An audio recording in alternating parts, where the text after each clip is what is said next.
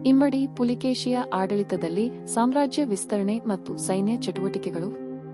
ಚಾಲುಕ್ಯ ವಂಶದ ಇತಿಹಾಸದಲ್ಲಿ ಅತ್ಯಂತ ಶಕ್ತಿಶಾಲಿಯಾದ ಶಾಸಕರಲ್ಲಿ ಒಬ್ಬನಾದ ಇಮ್ಮಡಿ ಪುಲಿಕೇಶಿ ಅಥವಾ ಪುಲಿಕೇಶಿ ಎ.ಸ. 642 ಇಡೀ ದಕ್ಷಿಣ ಭಾರತದಲ್ಲಿ ತನ್ನ ಸಾಮ್ರಾಜ್ಯವನ್ನು ವಿಸ್ತರಿಸಿದ ಶ್ರೇಷ್ಠ ನಾಯಕನಾಗಿದ್ದ. ಆತನ ಆಡಳಿತ ವಿಧಾನ, ರಾಜಕೀಯ ಚತುರತೆ ಮತ್ತು ಸೈನಿಕ ತಂತ್ರಗಳು ಆತನನ್ನು ಅನನ್ಯ ಶಾಸಕನನ್ನಾಗಿಸಿದವು. ಇವನ ಆಡಳಿತ ಕಾಲದಲ್ಲಿ ಚಾಲುಕ್ಯರ ಸಾಮ್ರಾಜ್ಯವು ದಕ್ಷಿಣ ಭಾರತದ ಮುಖ್ಯ ಭಾಗಗಳ ಮೇಲೆ ಪೂರ್ಣ ಹಕ್ಕು ಸಾಧಿಸಿತು ಮತ್ತು ಉತ್ತರದ ಕೆಲವೆಡೆಗೂ ತನ್ನ ಪ್ರಭಾವವನ್ನು ಬಿತ್ತರಿಸಿತು. ಪುಲಿಕೇಶಿ ಎ.ಯ ಜನ್ಮ ಮತ್ತು ಗದಿಯನ್ನು ಹಿಡಿದ ಪ್ರಾರಂಭ. ಇಮ್ಮಡಿ ಪುಲಿಕೇಶಿ ತಂದೆ ಕೀರ್ತಿವರ್ಮನ ನಂತರ ಪುಲಿಕೇಶಿಯು ಸಾಮ್ರಾಜ್ಯದ ಬಗೆಗೆ ಹಕ್ಕು ಹೊಂದಿದ್ದರೂ ಸಹ ರಾಜ್ಯದ ಉಚ್ಚಾಧಿಕಾರಕ್ಕಾಗಿ ಮೊದಲಿಗೆ ಅಣ್ಣನ ವಿರುದ್ಧ ಯುದ್ಧ ನಡೆಸಿ ಗೆದ್ದು ತನ್ನ ಅಧಿಕಾರವನ್ನು ಸ್ಥಾಪಿಸಬೇಕು ಆಯಿತು.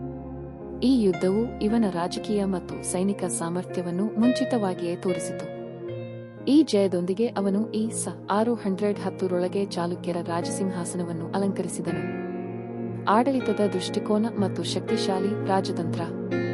ಇಮ್ಮಡಿ ಪುಲಿಕೇಶಿಯ ಆಡಳಿತ ವಿಧಾನವು ರಾಜಕೀಯ ಸಮತೋಲನ ಮತ್ತು ಸೈನಿಕ ಶಕ್ತಿಯ ಸಮನ್ವಯವನ್ನು ಹೊಂದಿತ್ತು. ಅವನು ರಾಜ್ಯದ ವಿವಿಧ ಭಾಗಗಳನ್ನು ಪ್ರಭಾವಶಾಲಿಯಾಗಿ ಆಡಳಿತ ನಡೆಸುತ್ತಿದ್ದ. ಸ್ಥಳೀಯ ಆಡಳಿತಗಾರರ ಮೂಲಕ ಆಡಿಸುತ್ತಿದ್ದ. ಪುಲಿಕೇಶಿಯು ಧರ್ಮ ಮತ್ತು ಸಂಸ್ಕೃತಿಗೆ ಆದ್ಯತೆ ನೀಡುತ್ತಿದ್ದಂತೆ ಸಾಮ್ರಾಜ್ಯದ ಶಿಸ್ತಿನೂ ಸುಧಾರಿತ ಆಡಳಿತ ವ್ಯವಸ್ಥೆಯೂ ನೆಲೆಗೊಂಡಿತ್ತು. ಈ ಕಾರಣದಿಂದ ಅವನು ರಾಜಕೀಯವಾಗಿ ಹಲವು ರಾಜವಂಶಗಳೊಂದಿಗೆ ಸಹಮತ ಸಾಧಿಸಬಹುದಾದ ಸಂಬಂಧಗಳನ್ನು ಉಳಿತಾಯ ಮಾಡಿದ್ದನು. ಸಾಮ್ರಾಜ್ಯ ವಿಸ್ತರಣೆಯ ಪ್ರಾರಂಭ. ಇಮ್ಮಡಿ ಪುಲಿಕೇಶಿಯು ತನ್ನ ಸಾಮ್ರಾಜ್ಯವನ್ನು ತೀವ್ರವಾಗಿ ವಿಸ್ತರಿಸಲು ಮುಂದಾದಾಗ ಮೊದಲನೆಯದಾಗಿ ಅವನು ಪಶ್ಚಿಮಕ್ಕೆ ಕೊಂಡ ಸ್ಥಳಗಳನ್ನು ವಶಪಡಿಸಿಕೊಳ್ಳಲಾರಂಭಿಸಿದನು. ಅವನು ಮಹಾರಾಷ್ಟ್ರ ಭಾಗದ ಕಾನ್ಮರ್ಕದಾಟ, ಕಲ್ಯಾಣ, ಲಾತ, ಗುಜರಾತ್ ಇವುಗಳ ಕಡೆಗೆ ತನ್ನ ಸೈನ್ಯವನ್ನು ಕಳುಹಿಸಿದನು. ಇವುಗಳಲ್ಲಿ ಅವನು ವಿಜಯಶಾಲಿಯಾಗಿದ್ದನು. ಅವನ ಪ್ರಮುಖ ಸಮರಗಳಲ್ಲಿ ಉತ್ತರದಲ್ಲಿ ನಂದಿ, ಮಾಳವ, ಲಾತ ಮತ್ತು ಗುಜರಾತ್ ಪ್ರದೇಶಗಳನ್ನು ವಶಪಡಿಸಿಕೊಳ್ಳುವ ಕಾರ್ಯ ಬಹುಮುಖ್ಯವಾಗಿತ್ತು. ಅವನು ಸೈನಿಕ ಸಮರ್ಥತೆಯಿಂದ ತ್ವರಿತವಾಗಿ ಶತ್ರು ಪ್ರದೇಶಗಳನ್ನು ವಶಪಡಿಸಿಕೊಂಡನು. ಹರ್ಷವರ್ಧನನ ವಿರುದ್ಧದ ಮಹಾಯುದ್ಧ. ಇಮ್ಮಡಿ ಪುಲಿಕೇಶಿಯ ಆಳ್ವಿಕೆಯಲ್ಲಿ ನಡೆದ ಪ್ರಮುಖ ಸೈನಿಕ ಸಮರವೆಂದರೆ ಉತ್ತರ ಭಾರತದಲ್ಲಿ ಶಕ್ತಿಶಾಲಿಯಾದ ರಾಜ ಹರ್ಷವರ್ಧನನ ವಿರುದ್ಧ ನಡೆಸಿದ ಯುದ್ಧ. ಹರ್ಷನು ಗಂಗೆಯ ದಕ್ಷಿಣ ತಟವರೆಗೆ ತನ್ನ ಸಾಮ್ರಾಜ್ಯವನ್ನು ವಿಸ್ತರಿಸಲು ಮುಂದಾಗಿದ್ದನು. ಆದರೆ ಪುಲಿಕೇಶಿಯು ತನ್ನ ಸೇನೆಯ ಸಹಾಯದಿಂದ ನರ್ಮದಾ ನದಿಗೆ ಸಮೀಪದ ಪ್ರದೇಶದಲ್ಲಿ ಹರ್ಷನನ್ನು ಸೋಲಿಸಿದನು. ಈ ವಿಜಯವು ಇಮ್ಮಡಿ ಪುಲಿಕೇಶಿಯ ರಾಜಕೀಯ ಸಾಮರ್ಥ್ಯವನ್ನು, ದಕ್ಷಿಣ ಭಾರತದ ರಾಜಕೀಯ ಸ್ಥಿರತೆಯನ್ನು ಪ್ರತಿಪಾದಿಸಿತು. ಇದನ್ನು ಚೈನಾದ ಪ್ರವಾಸಿಗ ಹ್ಯುವೆನ್ ಸಾಂಗ್ ಸಹ ಪ್ರಸ್ತಾಪಿಸಿದ್ದಾನೆ. ಅವನು ತನ್ನ ಪ್ರವಾಸ ದಾಖಲೆಗಳಲ್ಲಿ ಪುಲಿಕೇಶಿಯ ಪರಾಕ್ರಮವನ್ನು, ವಿಜಯವನ್ನು ಬರೆದಿದ್ದಾನೆ. ದಕ್ಷಿಣ ಭಾರತದ ವಿಸ್ತರಣೆ. ಉತ್ತರ ಭಾಗಗಳನ್ನು ಜೀತ ಮಾಡಿದ ನಂತರ ಪುಲಿಕೇಶಿಯು ದಕ್ಷಿಣ ಭಾರತದ ಕಡೆಗೆ ಮುಖ ಹಾಯಿಸಿದನು. ಅವನು ಪಲ್ಲವರನ್ನು ಸೋಲಿಸಿ ತಮಿಳುನಾಡಿನ ಕೆಲವು ಭಾಗಗಳವರೆಗೆ ಸಾಗಿದನು.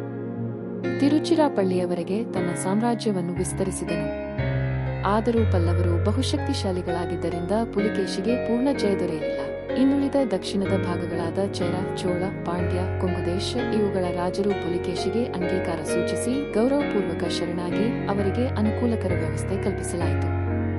ಸೈನ್ಯ ಚಟುವಟಿಕೆಗಳು ಮತ್ತು ರಣತಂತ್ರ. ಇಮ್ಮಡಿ ಪುಲಿಕೇಶಿಯ ಸೈನ್ಯ ಬಹುಶಕ್ತಿಶಾಲಿಯಾಗಿದೆ.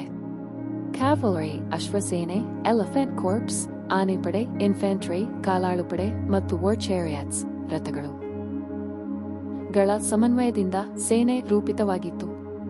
ಪ್ರತಿ ಯುದ್ಧಕ್ಕೂ ವಿಭಿನ್ನ ತಂತ್ರಗಳನ್ನು ಅನುಸರಿಸುತ್ತಿದ್ದನು. ಯುದ್ಧ ತಂತ್ರಜ್ಞಾನ. ಪರ್ವತ ಪ್ರದೇಶಗಳಲ್ಲಿ ಕಡಿಮೆ ದಂಡು ಬಳಸಿದರೆ ಸಮತಟ್ಟಾದ ಪ್ರದೇಶಗಳಲ್ಲಿ ದೊಡ್ಡ ದಂಡುಗಳನ್ನು ಜಮಾಯಿಸುವುದರೊಂದಿಗೆ ಕವಚಧಾರಿ ಸೈನಿಕರನ್ನು ಮುಂದಿರಿಸಿದ್ದನು. ಸೈನಿಕ ತರಬೇತಿ. ಪುಲಿಕೇಶಿಯ ಆಡಳಿತದಲ್ಲಿ ಸೈನಿಕರಿಗೆ ಕಠಿಣ ತರಬೇತಿಯನ್ನು ನೀಡಲಾಗುತ್ತಿತ್ತು. ಇದರ ಫಲವಾಗಿ ಅವರು ಯಾವುದೇ ಸನ್ನಿವೇಶಕ್ಕೂ ಸಿದ್ಧರಾಗಿದ್ದರು. ಸೈನಿಕ ಸಂಚಲನ. ಸೇನೆಯ ಸಂಚಲನ ವೇಗವಾಗಿ ಮತ್ತು ಜಾಗ್ರತೆಯಿಂದ ನಡೆಯುತ್ತಿದ್ದರಿಂದ ಶತ್ರು ಹಠಾತ್ ದಾಳಿಗೆ ತಯಾರಿ ಮಾಡುವ ಸಮಯವನ್ನೇ ಕಂಡುಕೊಳ್ಳಲಾಗುತ್ತಿರಲಿಲ್ಲ. ಸೈನಿಕ ನಾಯಕರ ಪಾತ್ರ. ಪುಲಿಕೇಶಿಯ ಆಳ್ವಿಕೆಯಲ್ಲಿ ಸೈನ್ಯವನ್ನು ನಡೆಸುತ್ತಿದ್ದ ಪ್ರಧಾನ ಸೇನಾಪತಿಗಳು ಅತ್ಯಂತ ನಿಷ್ಠುರರೂ ಶಕ್ತಿಶಾಲಿ ತಂತ್ರಜ್ಞರೂ ಆಗಿದ್ದರು. ಪ್ರತಿಯೊಬ್ಬ ಕ್ಷೇತ್ರಾಧಿಕಾರಿ ಮತ್ತು ದಂಡನಾಯಕನು ತನ್ನ ಪಾತ್ರವನ್ನು ಸಮರ್ಥವಾಗಿ ನಿರ್ವಹಿಸುತ್ತಿದ್ದನು.